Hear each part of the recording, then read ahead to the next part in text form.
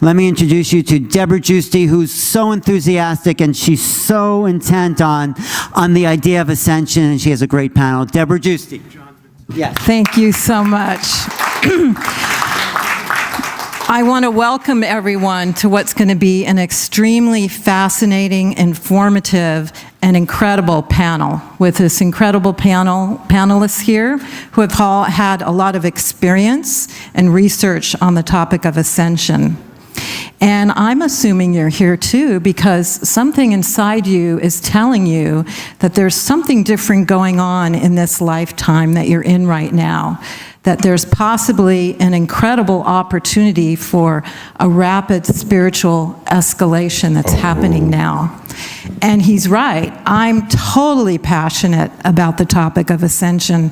For me, I've been on the spiritual path for a long time, and I'm sure there's a lot of you out there that have been here too.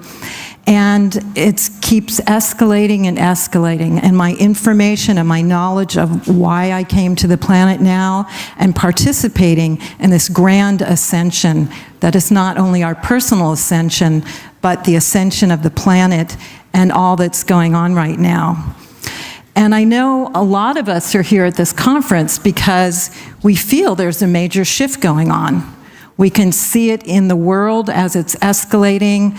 We can feel it internally. And it's possibly why we felt we came to the planet right now, because this is a rockin' and rollin' time on the planet right now. And even in spite of the chaos and dysfunction that we see in the world, all we have to do is turn on the news, and it's pretty incredible where a lot of the dysfunction in the society is being exposed now. And we wonder, how is this positive transformation? But I say this is high signs of the transformation when the corruption and all the stuff that's dysfunctional comes up to the surface. It's kind of like a healing crisis in the body. When you go through a healing crisis and your body brings all the toxins up to the surface so that it can be exposed and dealt with and released. That's really what's going on in our society now, is everything's out in the open and we can deal with it and deal with it. And so this planetary transformation, along with this personal transformation, as above, so below, is one of the very important spiritual teachings that we live with. So not only is the whole planet and solar system going through this rapid spiritual evolution ascension, it's us internally that has this opportunity right now, and that's what really excites me. And we can also see it in the evolution of kind of changes in our society, like the Me Too movement, where the women came into power and said, hey, stop this, we need a balance of what's happening now, and the rise of the divine feminine. And I think there's about 6 women running for president now. Isn't that amazing? Along with Marianne Williamson, who's really speaking the truth. So I think there's a lot of positive transformation that's happening now. And for me, I just look inside internally and see what's going on with me. And I would say after 2012, there was a major shift in my world and understanding of this process of ascension. But what does this topic of ascension really mean? And how is it different from the Christian description of when Christ ascended? And is it really about Christ consciousness that he came here to teach us? Is it about the concept of enlightenment and how does that all fall into place? Are we becoming ascended masters? Is that where our evolutionary process is taking us to? So there's a lot of questions in this process. What I know for myself is, like I said, after 2012, there was a marked shift in my consciousness, in my appetite for spiritual evolution and what was going on with me. And here are some of the things that have happened to me that might be true for you.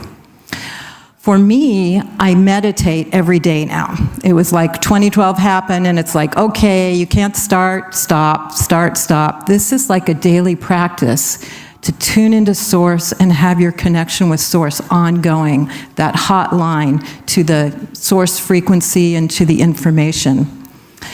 And I'm using my intuition, not like it's something unusual, but like it's a part of my being, really using the faculty of intuition.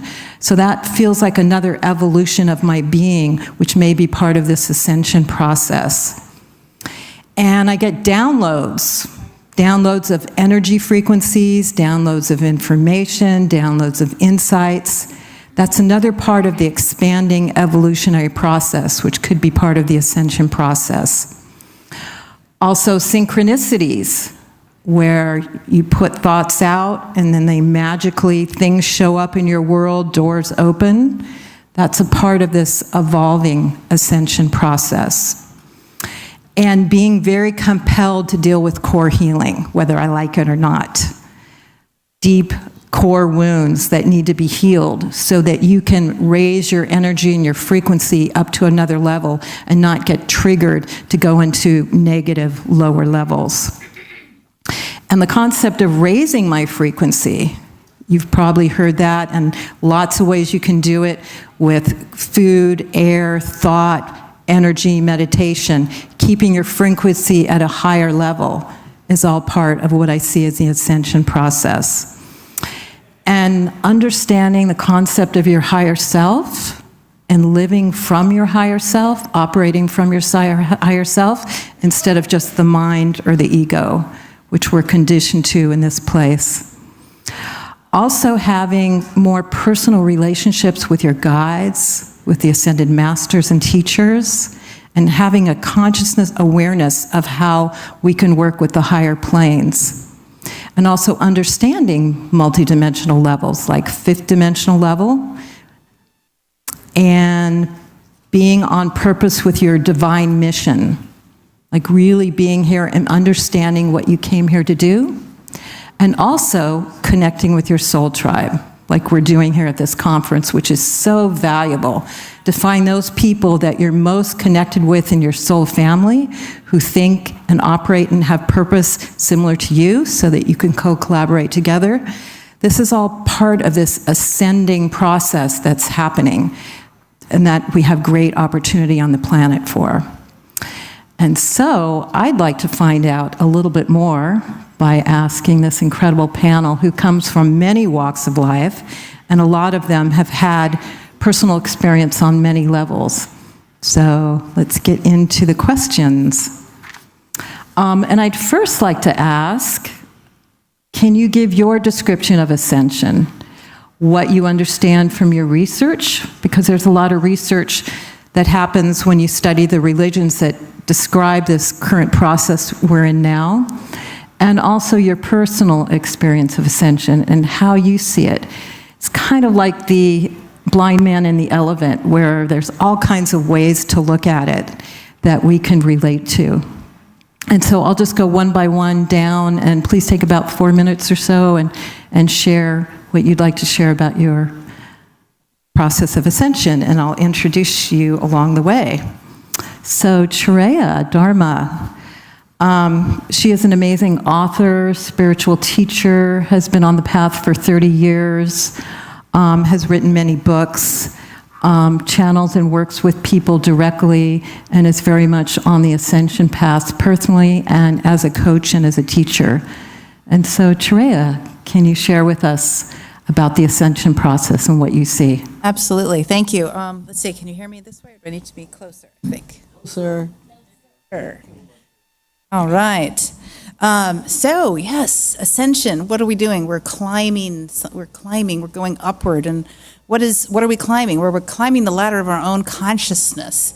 And there's a part of us that never left the full realization of our God awareness, that ever-present, effervescent, ineffable suchness, that higher power, that high self, whatever you want to call that personal source of you, that God within you, has never left, is already ascended. It doesn't have anywhere to go. It's already all that is. It's already all-knowing, omnipotent, omnipresent, everywhere, and all-powerful as well. And down here on the earth plane, we've had a situation or maybe an experiment of descending into what we call duality, consciousness, this game where there seems to be good and evil. And we had to make the game really real in order to experience fully what that would be. So this duality game that we've been experiencing is something we're now ascending out of back into the wholeness and oneness of the truth of us. And so the books that have come through me speak about these things and what we call the recalibrations process. We're basically recalibrating back to the full knowledge and awareness of who we really are. How we create, how our body, mind, spirit complex is an emanation of the one, at the fingertips of God, a divine expression, and that you are that creator. You are at one with the one, and this is what we call atonement, at-one-ment. We're coming back into oneness, and what is it in the scripture? It says, if you love the Lord thy God with all thy heart, might, and soul, and love your neighbor as yourself, you won't want to hurt anyone. And so if you love the Lord God, whatever you call that, source consciousness, higher consciousness, Krishna, Buddha, Jesus, it's like whatever, all flavors, doesn't matter what you call it, just call it. We have to call upon that source, as Debra was saying, and in that way we reconnect with the truth of us, and then from there we will know that when we look out at each other and look into each other's eyes, that we are looking at that one same divine being, that God in another form, in another expression. And then from there, we'll know that we don't want to hurt anything because it's all us. There isn't anything that we look upon or see that doesn't come from this one fabric of existence. And yes, we chose to play a dark game. We chose to come into duality, experience the negative emotions of fear and greed, and all of the trauma and pain and suffering has been a very real experience. But as we calibrate through the learning of this experience, we will move beyond having those wounds and traumas and hurts running our show or causing more negative experience. It'll become a database of learning that will help us go on to whatever the next adventure is. As Debra said, we are in the process of the grand awakening. And so we're rubbing the sleep out of our eyes, not really to go anywhere or do anything, but to shed all that which is not us and all that which is not truth. So for me, keep it simple. Tune in with your very own heart, really deeply, deeply within the cauldron of the heart. This is where we can connect with the Spirit and find a way to be at one with that kindness and that love that will keep you accelerating and deepening the remembrance of who you really are. Thank you, Chiraya. Beautiful. And next, Billy Carson, who's an amazing being on the planet, doing amazing work. He runs Forbidden Knowledge, which releases incredible information about what's going on in the planet. He's also written a book on the Emerald Tablets. He's a host on Deep Space and is out there in the world in many ways. Appreciate your work very much. And can you give me your perspective from your viewpoint of that high point of all that you know? Sure, absolutely. Well, because I take the scientific approach to a lot of information, especially going into esoteric information, wisdom, and spirituality, a lot of people sometimes tend to think that I don't believe that there's spirituality or even a creator, but they haven't really studied my work good enough to understand. What I'm trying to say is the quantum mechanics and quantum physics literally explains spirituality. It's like the underlying basis of it. Both the two actually go together. It's a unified physics, so to speak. And I really do believe that this the cycle of the yugas is a huge part of the cycle of the rise and fall of civilizations and the rise and fall of ascension for hominids of all types throughout the entire universe. Thoth talks about the fact that he has visited many worlds and watched civilizations rise and fall, which takes eons to do, to watch an actual civilization rise and fall, not on one planet, but on many planets. So this is something that happens no matter where you go in the universe. It's part of a grand cycle of rise and fall. And right now, I believe we're probably in the Tetra Yuga, Some people may want to say that maybe we're not. They may say that we're in the Bronze Age or whatever. I really believe that we're in the Silver Age, which is the Tetra Yuga, heading back into the Golden Age again. Which we're on that process, that upswing right now, where we're raising consciousness on this planet, not only on this planet, on many planets simultaneously, and heading back into that Golden Age. And I believe that truly now, based on my research, we've been at these high levels of spirituality and civilization and consciousness at least 4 times before in the past. And this is our 5th age. This is our 5th time heading back up into that Golden Age again. One of the biggest things that has been my mission is to discover how can we break this cycle. So far to date, I've read over 1,000 books, scriptures, cylinder scrolls, stone tablets, you name it, and I haven't seen anywhere written that it says we have to keep going back into this cycle. It doesn't say that you have to fall. Nowhere does it say you have to fall. When do we get to a point in consciousness that we can actually ascend and stay there? So because it isn't written that we have to fall, then how can we break this cycle? And I truly do believe that this is something that is definitely possible. Because in this universe, anything is possible. Literally anything is possible. So if we can obtain a level of consciousness and understanding, which is why I dig so deep into the ancient past, because I want to know what happened back then. Because the past is prologue. We can only move forward into the future if we truly understand the truth about our ancient past and ancient history. And we had a very, very extremely colorful and amazing ancient past, to the point where now what I think that the majority of what we're living in is actually false, and what you might see in some of these movies is probably more real. I think it's really, really amazing what we've been suppressed from knowing and seeing. So in my mind, consciousness or ascension is literally the capability of ascending spiritually, and both in a way technologically, not to the point where you have technology that destroys yourself and humans and the planet and the world like AI, but understanding the fundamental basis of the underlying structure of the grid, this matrix grid that we're on, how it functions, how it works, how it connects us all, the fact that we literally are all one. Just like she said a minute ago, we are literally one. So when I'm sitting up here talking to you guys, I'm talking to myself. And when you're talking to somebody, you're talking to yourself. We're all one. We're all part of that one seed that expanded out 13.5 billion years ago, that probably entered into this universe from a white hole.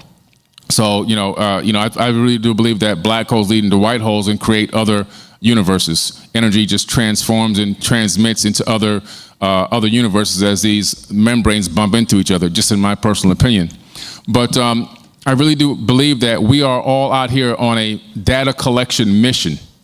And what I mean by that, as above, so below, in the Hermetic principles, you see that the universe itself, in my opinion, is collecting information by dividing itself into multi-Googles of entities to experience itself subjectively from every single plane of existence. Everything from a blade of grass to a human being, to an ant, even to the atoms inside this microphone. It wants to experience that as well. Everything, from every aspect of the third dimension, to collect information. And if you look at the as above, so below with this, look at the human brain.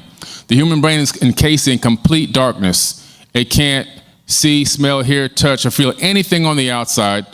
And what it says is, look, I have a couple of friends. I want to send my friends out to collect data so I can figure out what's going on. So it says, hey, sight, hearing, seeing, touch, smell, everything, all my 5 senses. You friends, go out there and collect some information for me and tell me so I can figure out what's going on.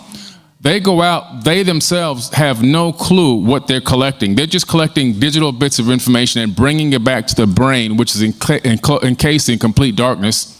And then the brain collects that information and literally puts it all together and figures it out, and then broadcasts a hologram as to what it thinks is going on the outside, and you navigate through this electromagnetic field based off of a holographic projection. And so, we're really navigating through this electromagnetic soup, and the only thing that truly exists is consciousness. So for me, getting to the point where I can ascend consciously and get to the next level, it starts off with understanding that I'm part of the source energy, I'm part of that whole. And separation is actually an illusion. There is no separation. There is no distance. There is no locality. We're all literally in the same spot at the same time.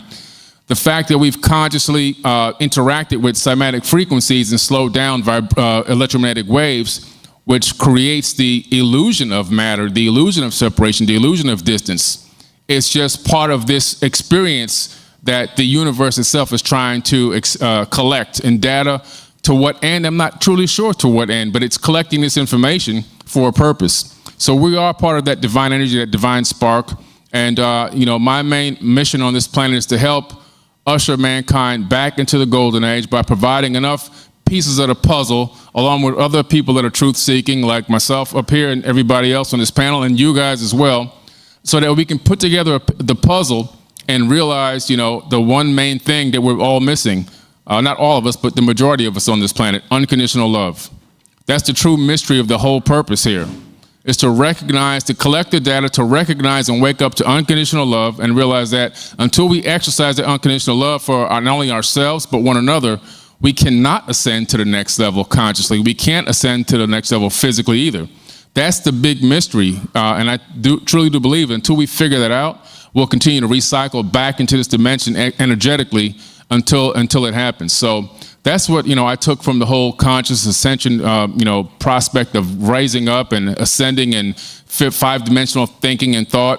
I truly do believe that we're on our way, and I do believe, like as Debra said, the fact that we're seeing a lot of things starting to be exposed is not showing that it's the end times. It's showing that it's the beginning of times. It's showing that things are not getting worse; they're only getting more obvious. Okay, that's where we're at right now. So that's my take on it. Beautiful. Yes. And yes, the unconditional love is a big part of this whole process, so definitely. And Lori Spagna is an amazing best-selling author, speaker, visionary. She's been on the path. She is a true ascension coach. She worked with DNA activation. She did a DNA activation at my temple, and it was amazing, and I adore her. And go for it, Lori. Debra? Well, what I want to share about this is 15 years ago, I had what's called an induction. I call it an induction first contact experience, where I was teletransported onto a ship with my home family, my star family.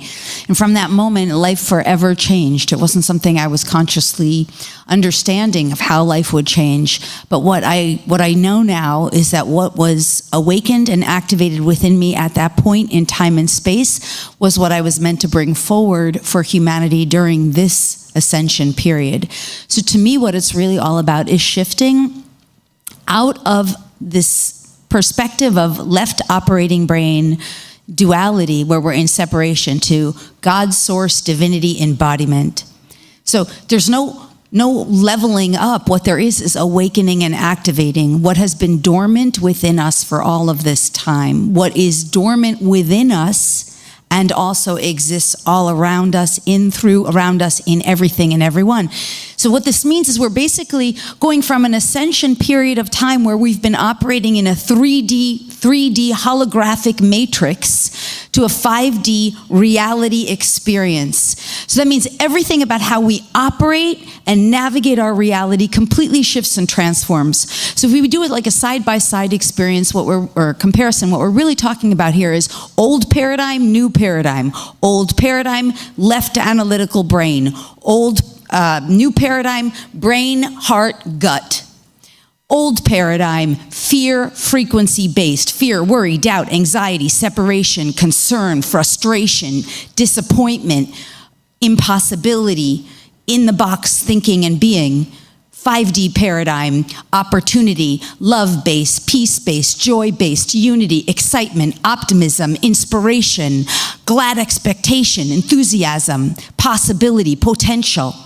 3D is separation. Everything is outside of me. 3D, victimhood. 5D, creation. Everything is within me. All experiences are the effect of me and my consciousness. Every other being is in resonance with me. 3D, density. 5D, light. 3D, carbon-based body. 5D, light. frequency-based body. 3D is physicality, 5D is quantum, beyond physicality. So everything is a complete transformation. And what we're really doing is saying, what from this old paradigm resonates now that can uplift? If 3D is I, me, mine, 5D is us, we, ours. So we're looking at these paradigms right now in a side-by-side comparison, and all of us collectively are saying what works and what doesn't. What's serving the greater good? There's only one rule for the new paradigm. There's only one. And that rule is, what serves the greater good of all, ideally with harm to none? How does it serve us? And if it does, let it stay. What are we going to do with it? And if it doesn't, if it's not in service to the greater good, it's collapsing.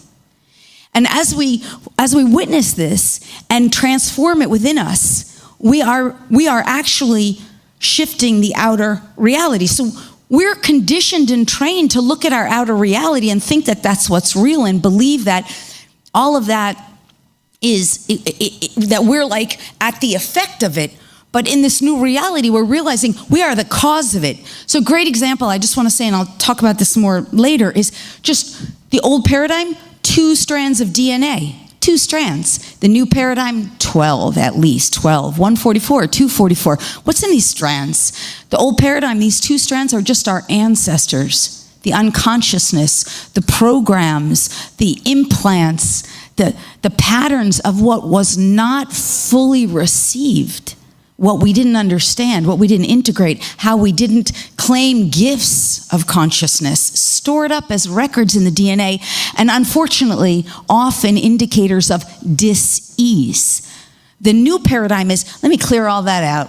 Let me give the gift back to the ancestors, because now I'm conscious. Now I'm going to claim those gifts. I'm going to unwrap them like Christmas presents that I didn't even know what was in there. I'm going to claim these gifts. I'm going to awaken them. And now I'm going to go into those other 10 strands and start claiming my superpowers. And I want to know, what are your superpowers? Because I know me, I got some awesome superpowers. It's all in that DNA. It's waiting for us. Because within those other strands, everyone's a healer.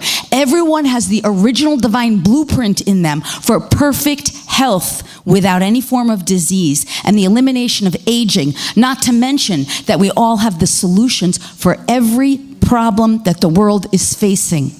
But we have to start activating this in us, awakening it and claiming our superpowers, and stop being at the effect of some false illusion that we've been buying into, not to mention giving our power to false authorities that we put there in the first place just to keep us in this matrix. If we want to know what the purpose is, here it is. The purpose is the expansion of consciousness and the liberation of our own selves from a dormant state of existing into an awakened, embodied state of godhood. It is time for us to claim our godhood, and that is what Ascension is to me. Wow. Thank you, Lori. Amazing. Very clear between the 3D and 5D and what's possible for us. Thank you. And now we're going to invite James and Desiree Hurtak to speak together. They're an amazing sacred partnership that have been on the path of giving us the incredible metaphysical teachings and spiritual teachings for many, many years. James wrote the Keys of Enoch many years ago, and they have the Academy for Future Sciences, and they work as a team. And I understand James had his own very personal ascension experience, very perceptible and very real. So can you both share your perspective on ascension? So I had this ascension experience so overwhelming, it's difficult even 45 years later to put it into words.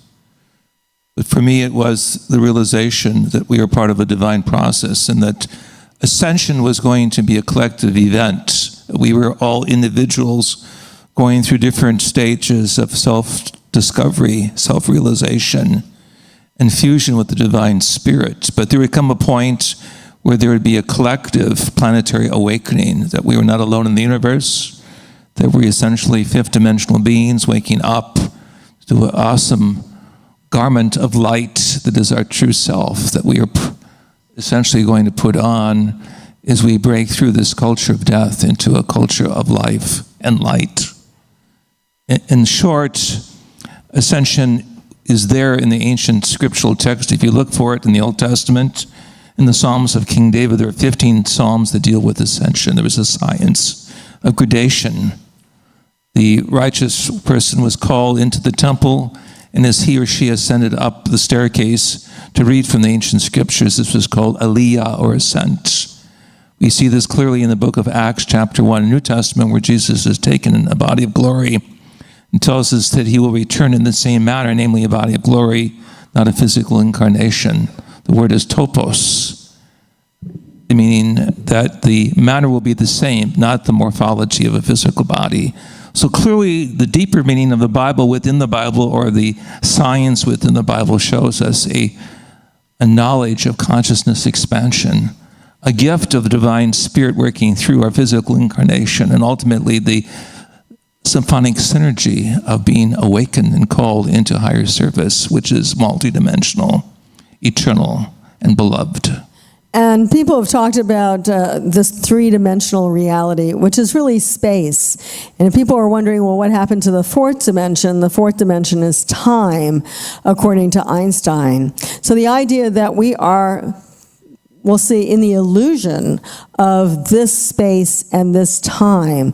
And ascension basically is going beyond that, is realizing the non-locality of all of us, as Billy and others said, how we're all interrelated. And in addition to that, it's also realizing that we are multi-dimensional beings. Fifth dimension is good, but we've worked also with Dr. Elizabeth Rauscher, who talks about the fact that our brain, even right now, functions also in the eighth dimension. And this has come through also a scientific project out of Switzerland, one of the top Technikon universities there, called the Blue Brain Project, which says that we're actually thinking in light energy geometries that are functioning on the seventh and eighth dimensional realities. So ascension really is our consciousness awareness of who we really are. And Dr. Hurtak, in addition to writing the Keys of Enoch, we together wrote a book called Overself Awakening. And it shows how, for the most part, we're like this in a physical reality, but our true self is much, much larger. And between us and our higher self is this consciousness presence. And so as we grow into the consciousness presence of who we are, we begin to develop more and more of our light body. And as Dr. Hurtak mentioned about the process of Jesus, we've looked at the cloth of Turin. I think many of you have seen this. We may show it tomorrow at our talk. And the whole process seems to be that there was a burst of energy that took physical matter back into light. And scientists are already looking at taking light and how they can make it into matter, but also the process of ascension will be moving matter as well back into light. And we're not just talking about the light that has a limitation of speed. We're talking about the divine light presence, that energy that Kimberly Meredith was showing us in terms of energy healing. It's that light energy which we are truly part of our essence. That's who we are. It's what's created every aspect of our being, the harmony in the universe. And once we begin to flow with that dynamic process and understand it, then we become part. This is Dr. Hurtak showing you this cloth of Turin that actually couldn't happen if someone was painting on the cloth. It had to come from this light burst, literally changing matter into light. And it probably went through the ultraviolet portion of the spectrum, but ultimately it was really a spiritual awakening. And we believe that's one of the greatest examples of what Jesus was doing here, not only to teach unconditional love, but to teach the essence of the light body. And this work I'm showing you right now was done at Jet Propulsion Lab here in Los Angeles by one of my colleagues, Dr. Don Lin, many years ago, showing something that was most magnificent. So if we can just take a minute, I think, because we can all talk about this and we'll continue to talk about it in the next 45 minutes, but let's just take a moment and close our eyes and feel that energy of who we are the one even that we identify as the I. And as we heard earlier this evening, let us change that to the we and feel that interconnectedness with everyone in this room. And then take that energy and lift yourself up beyond even the ceiling of this room into the cosmos and feel yourself first like the light of the stars, the trillions of stars that exist around us. And then finally, seeing ourselves in radiant bodies of light energy. And feel what that means. Feel the wisdom. Feel the understanding. And feel the love. And look down back at planet Earth and see each one of us, even yourself, sitting here, and realize that we really are in an illusion of space and time. And let this divine spark grow even more intense. Let this greater love reach around the world into every heartbeat of every child. Let us realize that we are part of this great avant-garde of light being poured forth. The gifts of the divine or Holy Spirit, preparing us for the age of ascension.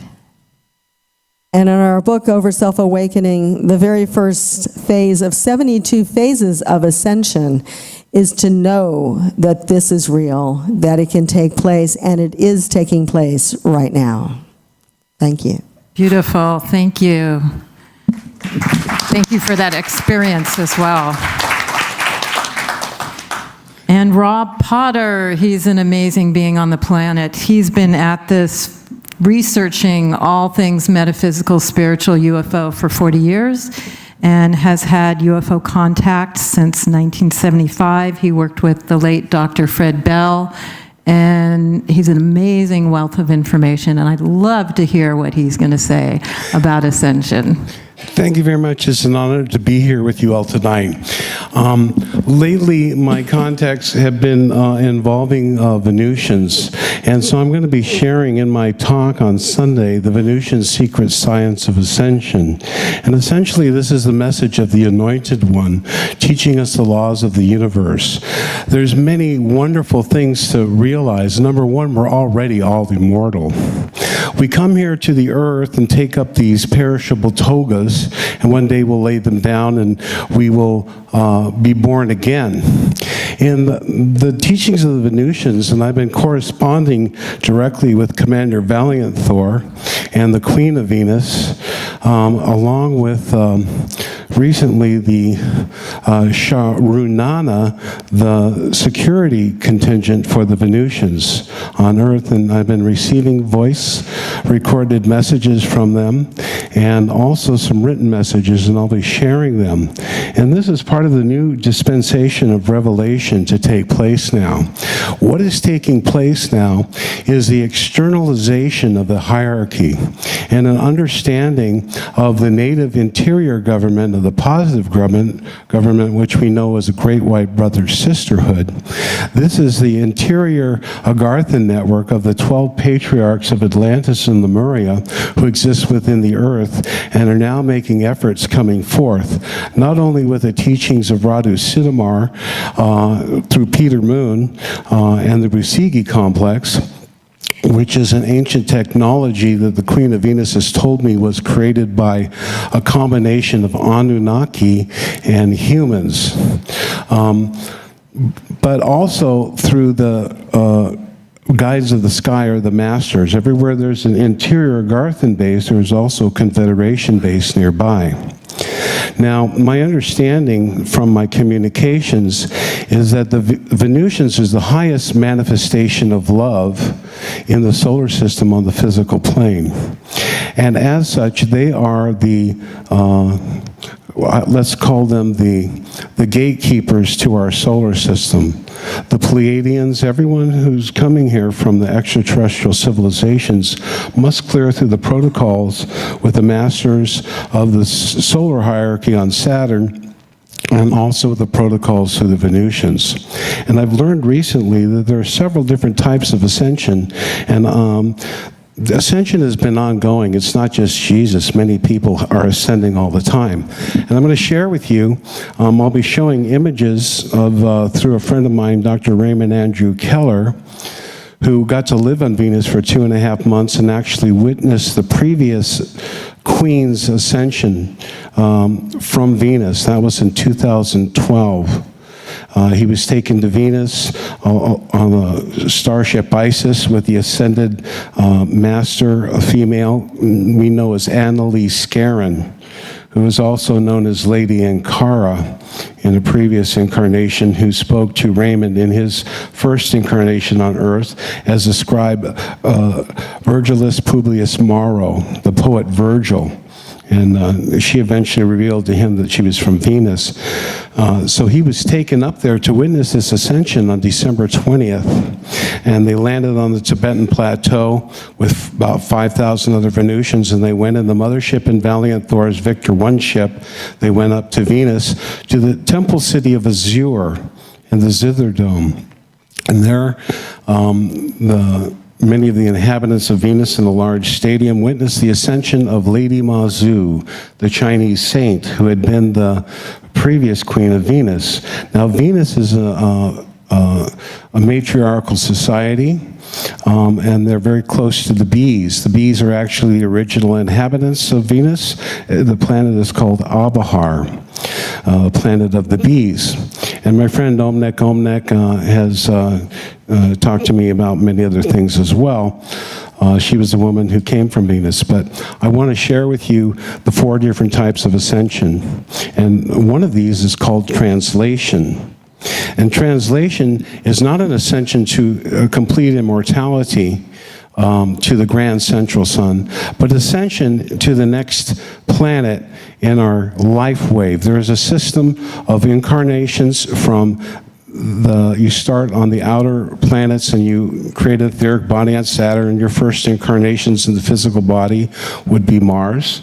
Then you'd come to Earth, where you have this physical experience, and then it's called the path of return. And you begin the return to evolve to the solar body of light, developing a light body. And this would be onto Venus, and then onto Vulcan, and eventually the graduation is in the sun. There's actually beings in higher dimensions on the sun. But the form of translation is where the body becomes young again. And I have several images and stories that I'll be sharing about George Adamski, George Van Tassel, Annalise Scarron, and a woman named Annabelle Krebs, who was a secretary for Truman Bethram, and a woman from India. The woman from India was born in 1885, and she worked for the East India Company, and she was bringing them down from Badranath and the higher above Hardwar and Lakshman Jula, and there was a beggar on the road, and they said, "Leave him alone." She says, "He's ill, I'm taking him home." "You're not getting paid." She said, "Go ahead." She nursed him down the hill. He said, "You have great compassion. I'm not a beggar. I'm not ill. I'm taking you to Venus." This same master worked with Annabelle Krebs in her 20s, an American who had gone there on a mission to help the people of India transcend the caste system. And she got old, and she told her friends she wouldn't die. And true to her prediction, her body, before she passed away, I think it was in the 1980s or 1990, something, the master from India came, he took her DNA, downloaded her memories, and she woke up on the backside of the Venusian moon base called Clarion, with rainbow light coming out of his hands, his third eye, and her heart, and she was translated into a new body. Translation does not mean immortality. Eventually, the translated beings will die. But long life is a possibility utilizing the real technology garnered from the ancient civilization from Aldebaran in an epoch millions, thousands of years ago known as the Syrian Shift. 10 minutes? Wow. Sorry about that.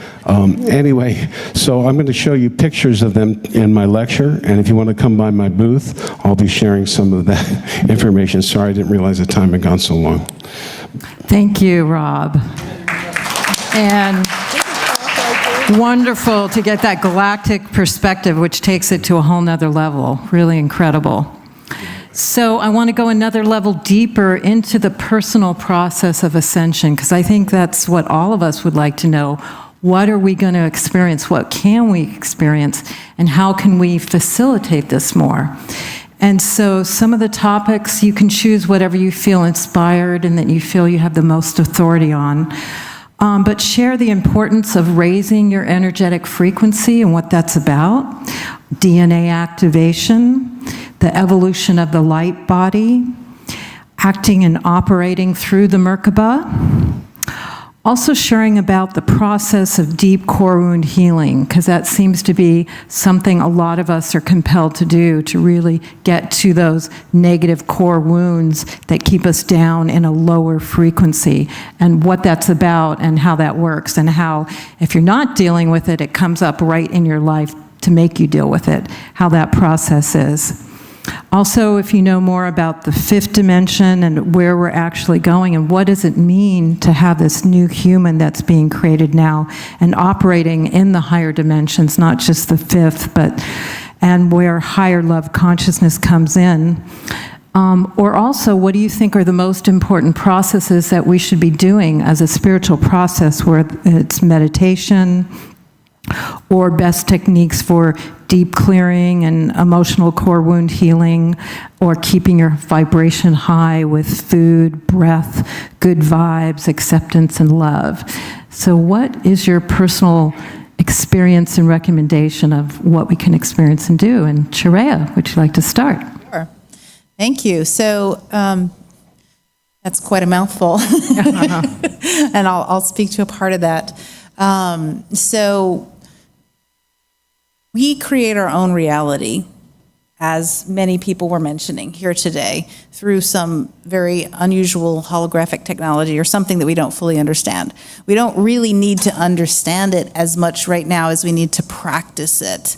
And as we are growing and developing, one of the things we need to master is getting our hands on the rein of the horse of our mind-body-spirit complex, of our thoughts and our feelings. If where we steer our thoughts and feelings ends up magnetizing experiences into our lives, then that ought to be what we put primary focus on in terms of how we operate on a day-to-day basis. So practicing the art of focus, the art of clarity, the art of knowing what you want and what you desire to experience, the art of feeling as if these desires are already real. You're doing this anyway. We're all creating from what is in our thought forms and in our feelings and in our vibration, to use a variety of words all pointing to the same thing. Whatever is in your processor, the good, the bad, and the otherwise, is going to be outpictured, because that cosmic energy, that divine energy, cannot help but flow through you as you out into an outpictured reality. So part of what we as humanity are being asked to do right now is become masters of that, become masters of our consciousness, our thoughts, our manifesting. And many of the stories you'll hear about beings in other planets is they're fully psychic.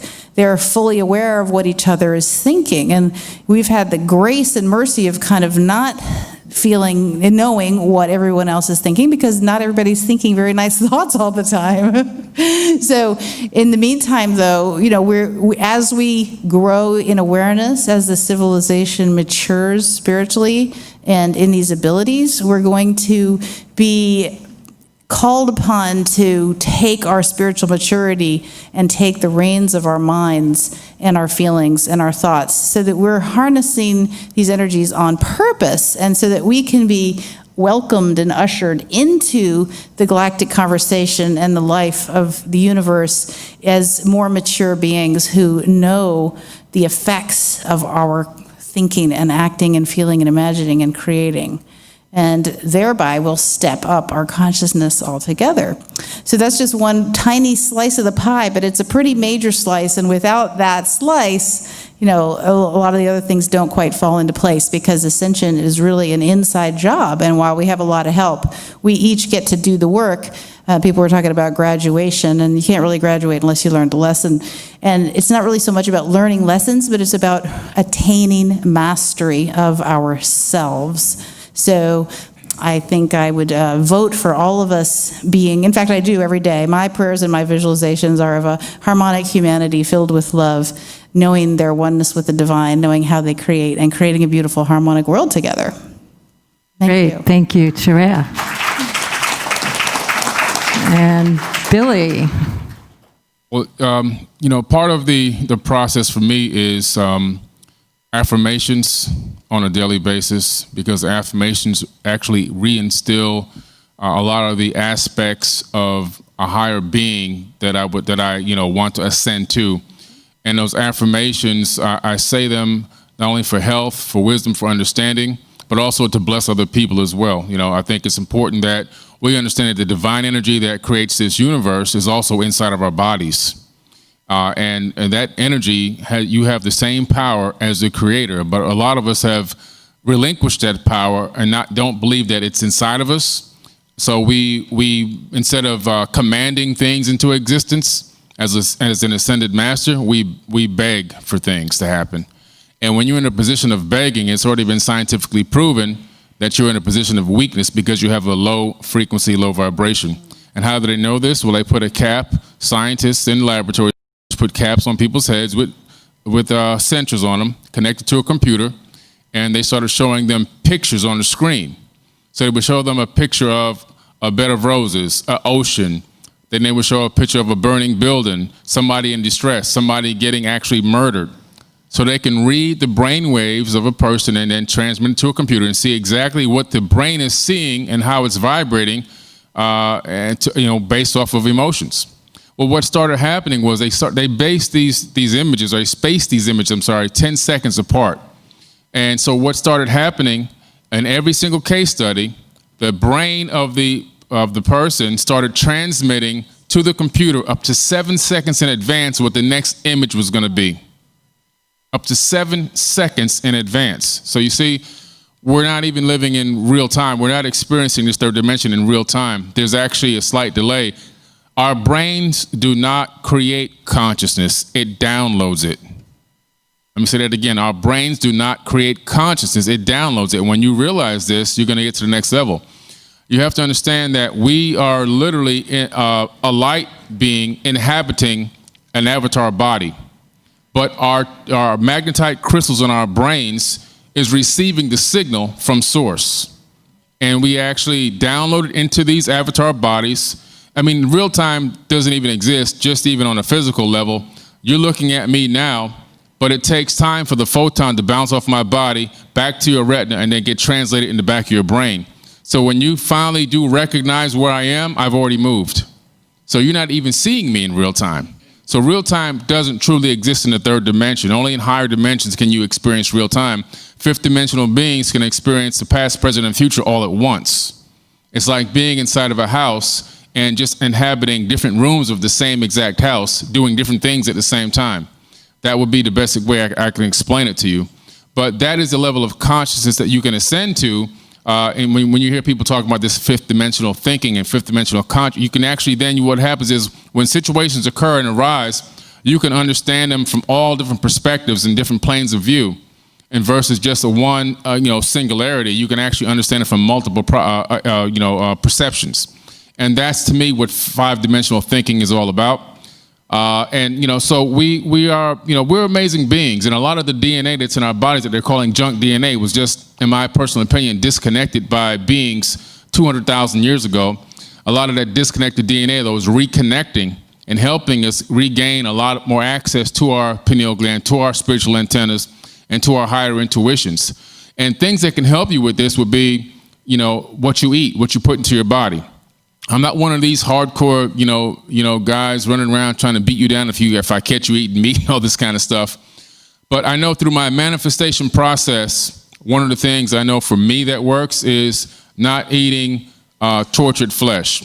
Why? Because one of the biggest things that I've talked about in my lectures, scientifically proven, is that DNA stores memories. This is not even a question anymore.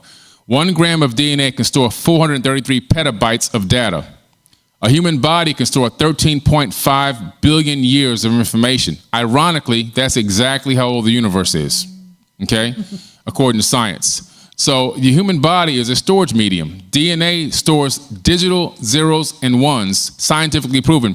Microsoft just invented, 4 months ago, released the information they've invented the first DNA hard drive.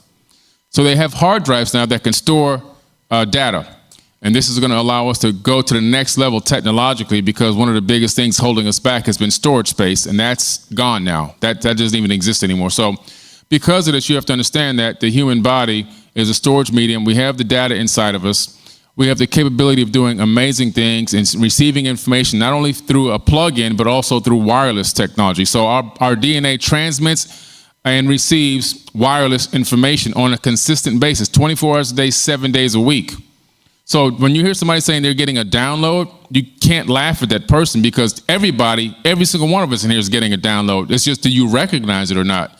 When you're operating from that higher level of consciousness, you actually begin to realize that when you're in sync with a frequency or a vibration of information that already exists in the universe, it comes into your body. When you say, oh, I just had a great idea, not really. All ideas already existed.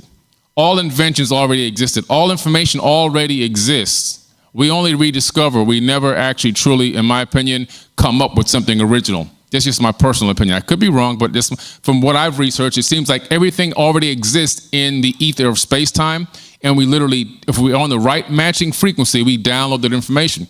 And I think that a lot of times what happens is to consider yourself an adept initiate, which we all are, is when you get to the level where you can, your intuition is so high that you recognize these different things as they come to you, or you have the capability of tapping into them. When you hear things in the biblical text, as far as the book of life, you hear mystics talking about the Akashic records. It's the same exact thing.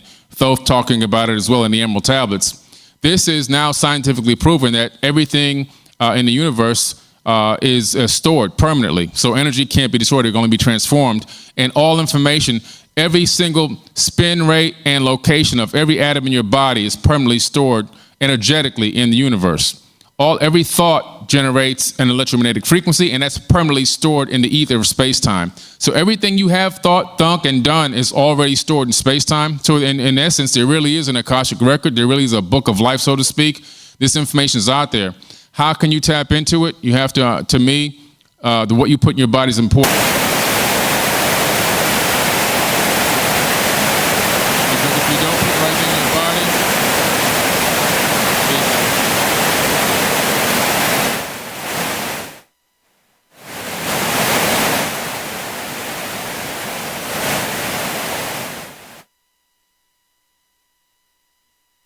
veganism and everything else. But what I'm saying is, if you're in the process of trying to get to the next level physically, it's very important that you remember that during that process, you're putting in something in your body that's not going to transmit its memories or its low vibration and frequency into your body. That was the whole point of what I was trying to say, because that will interact with your frequency and your vibration, believe it or not, and it could cause you to have poor results on what you're trying to manifest or what you're trying to accomplish or even ascend to. That's just my personal opinion. Thank you. So that's what I do. All right, thank you. Awesome. Lori. Okay, I just want to dovetail one thing. The need to eat meat is a reptilian program coded in the DNA. I know that is pretty groundbreaking to me. So when you start identifying what's in the DNA, you can start clearing out all kinds of programs that we believed were absolutely true, which are not. So let's talk about really what we can really do from a visionary perspective to transform our reality on a personal and collective level. Number one, identify every single belief system, thought form, program, implant, holographic insert, which exists within you that is entangling you into a third-dimensional matrix. And that includes the belief that you need to eat meat in order to survive, dead animal. Number two, wait, before I even go there, does anyone like getting burned by the sun? Reptilian program in the DNA. Does anyone like to debate and argue? Democrat, Republican, white, black, women, men. Divide and conquer. It's a program in the DNA. It's not even real human. So when I say we have to identify every thought, and that is step one in a linear way, every thought, every program, every belief system, every perspective, every holographic insert, every ideology, everything we've ever believed or perceived to be real and true. I mean everything. Because all of it is coded in the first two strands of DNA, and all of it is based on an old paradigm which is not even real, not even true. Even those things we've held as absolute truths are not true. Now, that's only number one. And yes, that is soul stuff. That is the work of the soul.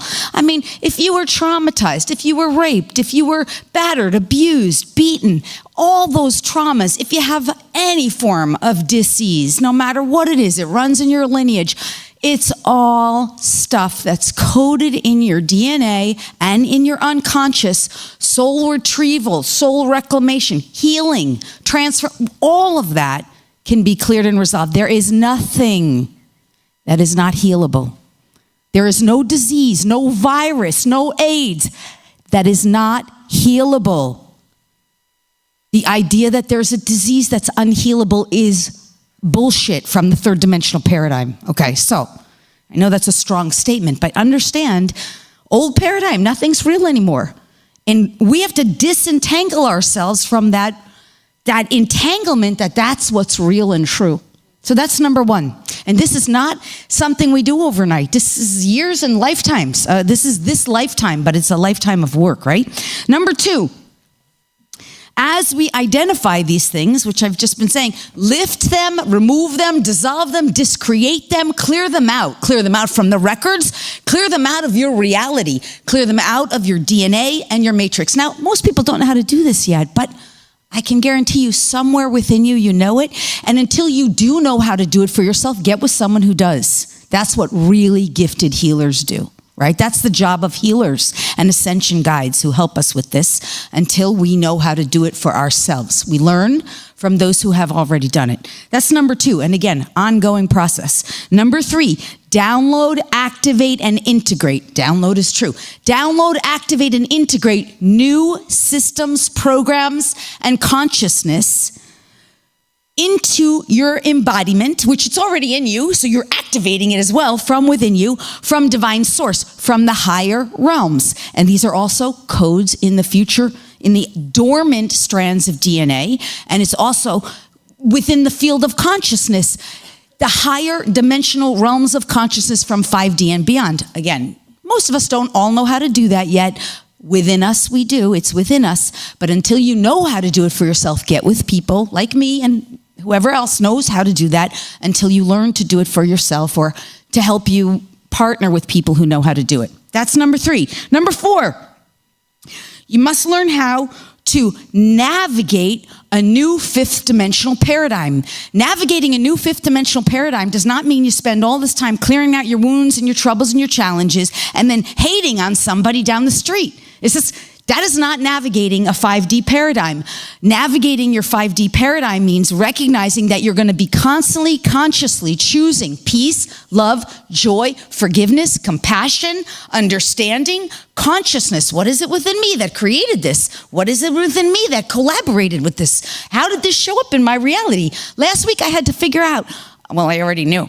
I broke my refrigerator by being a little pissed off that I had a large refrigerator that didn't use its space well enough. I mean, literally, within a week of me thinking this stuff a couple times, the refrigerator broke. Of course, I was gifted a new refrigerator that fits the space better, which thank goodness, right? I'm in a 5D, I can have a higher and better experience, right? But we have to start realizing this is what we're doing. That's navigating a new reality in a new way. We are not victims, we are conscious and sometimes semi-conscious creators, right? We can the higher realms call this miscreation. We might I didn't mean to have a broken refrigerator, I miscreated, right? Okay, that's navigation.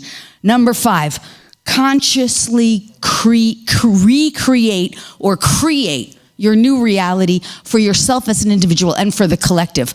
Conscious creation does not mean hating presidents, for example, or judging reptilians. The reptilians, the draconians, the old patriarchy, look, they set up systems and structures for us to exist. They allowed us and created a reality, archons, for us to have an unconscious experience of duality and separation. They took their contracts and they ran with it. They've held the old paradigm in place because not enough people are willing to come out of denial and sleep. Unconscious denial. Now, that system and structure afforded them the ability to feed off of our life force. That was the energetic exchange, period. Now, in the new paradigm, that's not what it is. But we must reclaim our sovereignty, our liberation, our willingness to come out of denial and to practice these 5 ongoing steps, which I've just explained, which of course is ongoing. I want to say something else. Very important. I loved what you said. The brain doesn't see things until 7 seconds or whatever it was afterwards. This is true. If you understand that what we're witnessing in the external world is what was, not what is. So from my consciousness, look at the world. I see what was, but I can see what is. Because I'm in a reality where my job as a light worker and braided starseed is to know where we end up. So therefore, I can see the reverse engineering. We're in a space of reverse engineering. But over here, everything is fine in the higher realms. There's no problems on earth. Everyone's waking up. Everybody's coming into love and joy. Everybody's moving into heart-centered, compassionate love and understanding and consciousness. There's no problems. If we're looking at the reality from a 7-second delay, yeah, it's what was. But if you can step over here, pass through the tunnel and start to really see the reverse engineering, everything's fine here. Everything's going just great. Everything's exactly as planned and even better. Thank you, Lori. Can I say one other little teeny piece? Teeny piece. Really quick.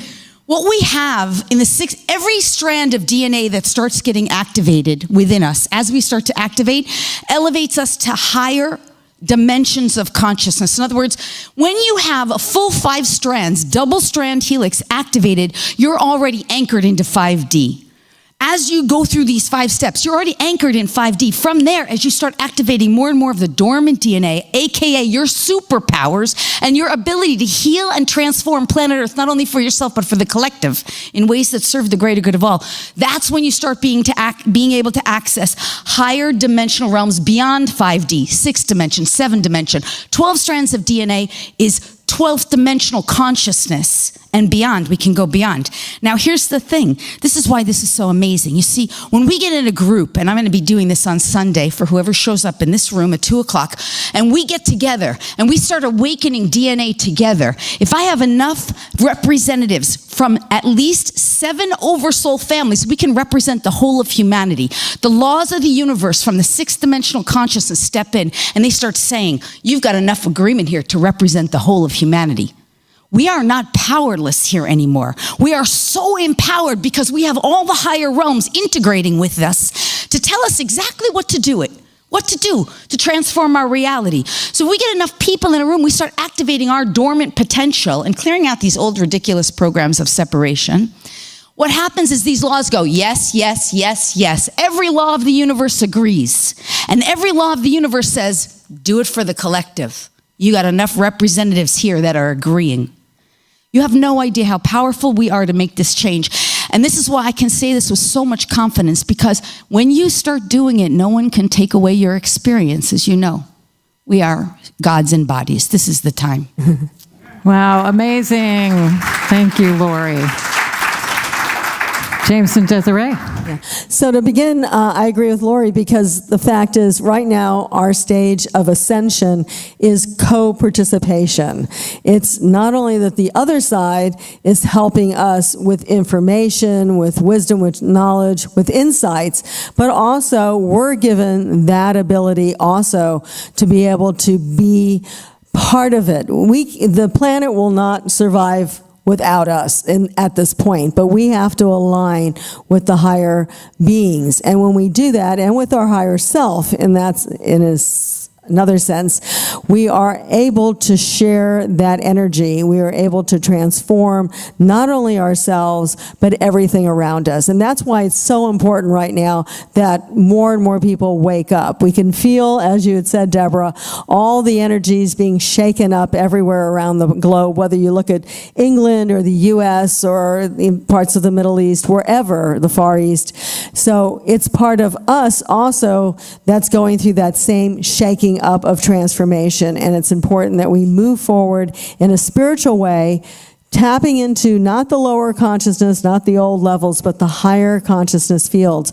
And when we do, we really start to, I'll say the word, graduate into our higher consciousness and become part of a greater family. And that's the important thing, the family of light that we're a part of. And this synergy involves the uniqueness of sacred geometry, sacred music, and sacred language. In my work with the late Alice Coltrane and many leading musicians throughout the world, we realized to reach 8 billion people, they don't have time to read these books. They don't have the privilege we have to have these conferences. They're out there in the highways and byways of life under the great stress and strain and the groaniness of an old paradigm collapsing. To reach these millions and billions of people, we need to reactivate the higher vibrations. And this has been our work with sacred language in the names of God. And it's very important that we don't have fear, because there's no reason, I know in 2012, a lot of people were in fear of, and even the millennial time. But we actually did a conference in Chichen Itza with Alan Steinfeld called Beyond 2012 on the Saturday, Sunday after the Friday, because we knew we are not alone in the universe. There are so many levels of intelligence at this time, both extraterrestrial and what we call ultra-terrestrial, which could be called the angelic forces, the God forces, the lords of light, the brothers and sisters of light that are helping this planet and what's going on. And we will have a great power of transformation and ascension. But the more we tune in, the more we go with the flow of that divine consciousness that can come through us, literally into every cell of our body, but also into our consciousness mind, or we as biotransducers receive that. There's no reason for fear. We will know even in advance. I was talking to someone out there who had had a traumatic experience, but she knew several weeks before that something was going to happen. She was already forewarned of this. And we have that knowledge of precognition, not necessarily only because of ourselves and our own abilities, but also because of higher powers that are here to help us every step of the way. I think that's very important. That's our spiritual family. We had the privilege many years ago working with 3 advisors of the late John F. Kennedy, 3 of his advisors in prayer to prevent war in the Middle East. That's a story never told in the press. It's in our book, Mind Dynamics. The government leaders know everything that Chris has spoken about. In fact, everything everybody on this panel has spoken about. They've sat on the material, the real X-Files. They haven't told the people, in my opinion, the truth that you have a divine spark. You have a connection with the divine self, the overself. And this is a great shift that's coming. So we must prepare ourselves with love, joy, and unconditional compassion for humanity. Because there's a war of thought forms. There's a war to control the mind space, the thought space that we have. And we have to guard our time and our privilege very carefully so that we use our energies together collectively to make this transition work with the other side. And just know you are never alone. If you call for spiritual help, if you reach out into the higher consciousness realms, that it's abundant. That energy, that knowledge to help you is always present and always The abundant. divine is here. The information we are sharing is just the first chapter of the book of life that's now being opened for each of us to use and be blessed with. That's the great news, the good news that doesn't die like the other news. Beautiful, thank you. And Rob, what do you have for us to help close this out? Well, I'd like to say for personal transformation in this apocalyptic times, which means that it's not the destruction. What it's like a little tiny shoot reaching up towards the light. We are ice-breaking and transforming our thoughts and our realities to understand certain aspects of our consciousness. We're not just physical beings, and we could use the terms that have been used here, like downloading stuff. We are the living Word of God. We are the divine presence manifest in an electrochemical community of cells that has a spiritual body of multidimensional nature. And the path back to the truth and to the original Christ consciousness and the divine and cosmic plan that is coming forward is through understanding the basic principles of the universe taught by all the avatars and all the great teachers. And in the Venusian secret science, it's understanding the 7 rays, the 7 divine spirits before the throne. And these are love, which would be the Father, life, which is the Divine Mother, and light, which is knowledge. The 4 sub-rays are beauty, power, joy, and peace. So, light is knowledge. Knowledge is power. And yes, through subtle alien intervention and a very complex interdimensional war that's going on, and for the consciousness of what JJ calls in his monumental book, which transformed my life many, many years ago, this is a biochemical testing zone. And this is not like an experiment like some people would say it's a genetic war and different groups are fighting amongst each other. This is a nursery to allow the physical dimension plane beings ascend to the 7th dimension. And as Desiree said, the 4th dimension is time. Right now, the Great White Brotherhood and the Guides of the Sky, the Masters, the Hierarchy of Light, have placed a duodecahedron temple inside the earth, which is expanding and transforming us to the 4th dimension. The Venusians are 4th dimension on the physical plane. The Pleiadians are 4th dimensional. Eventually, we do, as JJ says, make a magnetic dip and we'll move closer to the central sun. This is probably far in our future. First, we have to overcome this. And one of the ways that we do this, that I believe personally, is through entering into the silence, meditating, wait in the middle, meditation. And so we're waiting in the middle of our breath form, the science of Kriya Yoga, watching the life force comes in and listening to God. Prayer is talking to God, and listening for the answer is meditation. So through prayer, through the sacred sound vibrations and mantralizations, we are going to activate our endocrine glands and chakras, releasing complex neurohormonal structures into our brain that will get us in touch with our feelings.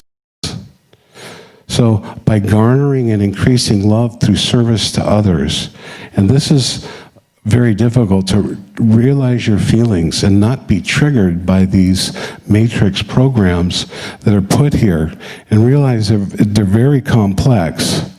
The hierarchy of light is here. They could remove this force, but we must learn and grow through it. So I would say, pay attention to the small, still voice within. In my talk on Sunday morning, I'll be talking about understanding the subconscious, the conscious, and the superconscious mind, and going beyond the lower mental into the intuitional or direct gnosis plane, which the shamans talk about. And this is the type of knowing that comes from understanding the luminous self. So give thanks to the sacred divine energies that are transforming the planet. Remain calm. And don't worry about any natural cataclysms. The Venusians are more concerned with what we do to each other. So be kind to each other, love, and give thanks. Thank you. Thank you, Rob. And we're at time now, but this has been amazing. And all of these presenters are still coming up in the conference, so you have an opportunity to have personal time with them, except for Chiraya. She is here at the booth. They all have books. They have videos. Lori and Chiraya do personal coaching on Ascension, which I highly recommend. So please connect with them personally, because there's a lot more they have to share. And thank you so much. That was really amazing. Thank you. Thank you, Debra.